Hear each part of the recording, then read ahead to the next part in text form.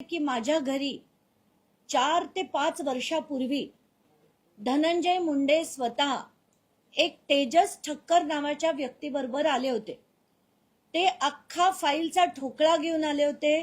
पंकजा मुंडे विरोधातल्या त्या फाईल्स होत्या आणि त्या फाईलची माहिती माझ्याकडे आधी ज्यांचा फोन आला ते तेजस ठक्कर होते आणि एक राजेंद्र घनवट नावाचे एक व्यक्ती होते।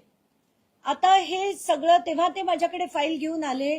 मी त्यांना व्यवस्थितपणे समजवलं की मी अशी कोणाची दिलेल्या फाईलवर कधीही काम करत नाही आणि म्हणून मी पंकजा मुंडेंचा कुठलाही विषय तेव्हा लावून धरला नाही। पण नंतरच्या काळात म्हणजे जेव्हा मी बीड प्रकरण लावून धरलं, अनेक विषय लावून धरले, तेव्हा राजेंद्र घनवट यांचं नाव मी एका चॅनलच्या डिबेटवर घेतलं। ते घेतल्यानंतर मोठ्या प्रमाणात म्हणजे इथे चेतन चिखळे नावाचा एक मुलगा बसलाय, त्यांनी माझ्याशी संपर्क केला आणि हे सगळेच्या सगळे शेतकरी माझ्या घरापर्यंत येऊन त्यांनी मला समजावलं की आमच्या सगळ्यांचे मोठ्या प्रमाणावर छळ केलेत ते या राजेंद्र घनवट याच माणसांनी केलेत। तर कोण आहेत हे राजेंद्र घनवट यांची आपण आता सुरुवात करूया। हे पिक्चर पहिलं आहे। हे धनंजय मुंडेंबरोबर जे अतिशय असे छान जवळ असलेले, जसे ते कराड बरोबर असायचे तसेच जवळ असलेले हे राजेंद्र घनवट।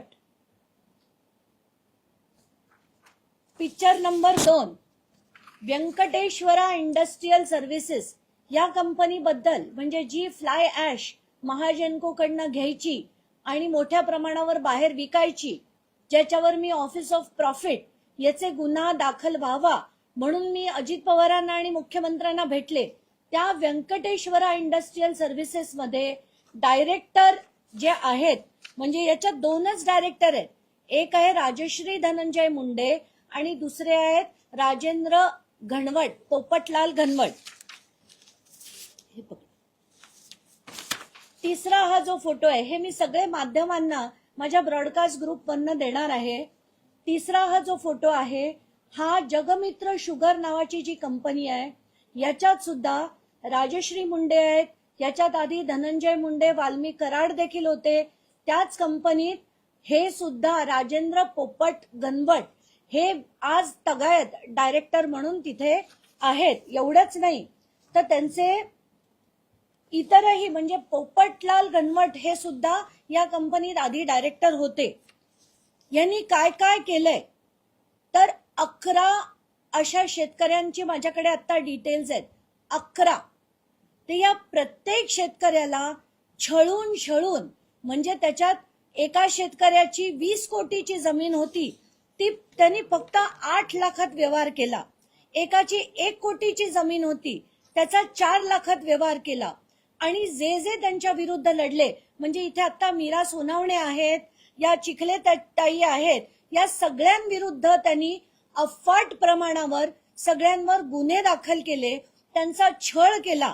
म्हणजे आज जर तुम्ही बघाल या ताई तुमच्याशी बोलतीलच तर यांच्यावर यांच्या कुटुंबावर देखील त्यांनी कसा छळ केला याची माहिती त्या देतील।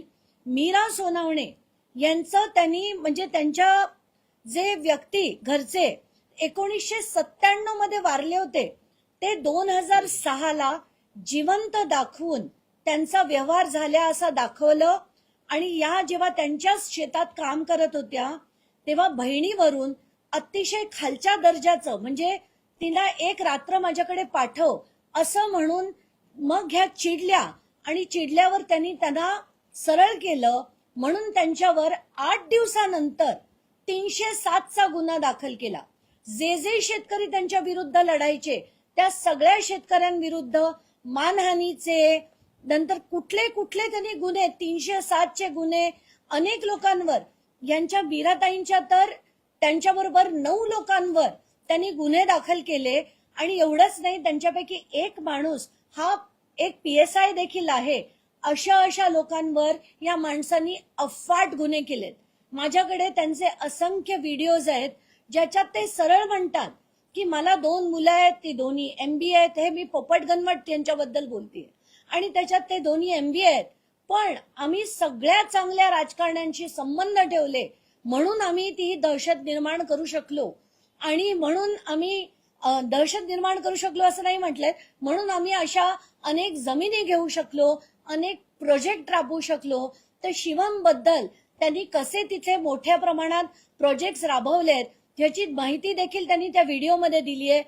हेच आपल्याला सांगतं की राजकारण्यांना हाताशी धरून हे बिल्डर्स अशा सगळ्या असंख्य शेतकऱ्यांच्या जमिनी लाटल्या जातात, त्यांना कवडी मोलाची किंमत सुद्धा दिली जात नाही आणि जो त्यांच्या विरुद्ध लढतो त्या सगळ्यांवर खोटे गुन्हे दाखल करून त्यांना जेरीला आणलं जातं की कोणाच्या ताकद उरत नाही की या सगळ्यांना कुठेतरी त्यांनी उत्तर द्यावं.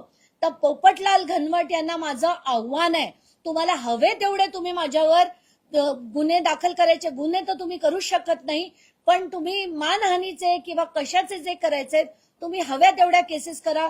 प्रत्येक तुमच्या केस मधली सगळे डिटेल्स माझ्याकडे आहेत आणि ते सगळे डिटेल्स मी दाखवणार आहे. तुमचा एक संजय चव्हाण नावाचा, संजय उर्फ आनंद चव्हाण नावाचा एक माणूस आहे, त्याच्या नावावर सगळ्या पॉवर ऑफ अटॉर्नी घेतल्या जातात आणि तो त्याचा कसा मिसयूज करतो त्याचे सगळे डिटेल्स माझ्याकडे आहेत.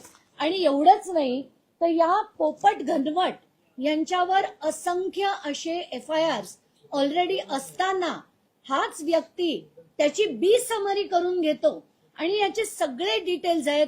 तर मी गृह मंत्रालयाला लिहून हे सगळे बी समरी झालेले सगळे गुन्हे हे पुन्हा रिओपन करा अशा मागणीचं पत्र मी पाठवणार आहे. आणि ही जी माणसं आहेत यांना मी आत्ताच बावनकुळे यांना देखील फोन करण्याचा प्रयत्न केला, त्यांचा फोन लागला नाही, पण मी बावनकुळेंना या सगळ्या लोकांना त्यांच्याकडे पाठवणार आहेत, ज्यांच्या सगळ्या जमिनीच्या व्यवहाराची पुन्हा चौकशी करून योग्य तो निर्णय घेतला गेला पाहिजे. आणि अशा जे बिल्डर्स आहेत जे असे लाटण्याचा प्रयत्न करतात त्यांची राजकीय ताकद वापरून, तर त्यांच्यावर कारवाई सक्त झाली पाहिजे अशी माझी मागणी आहे. एवढंच नाही तर धनंजय मुंडे आणि यांचा काय काय संबंध आहे, कसे कसे व्यवहार आहेत, आर्थिक व्यवहार किती आहेत, या सगळ्या गोष्टीची चौकशी झाली पाहिजे अशी देखील माझी मागणी आहे आणि ती लवकरात लवकर व्हावी असे मी आव्हान मुख्यमंत्री आणि वित्तमंत्री या दोघांना करते.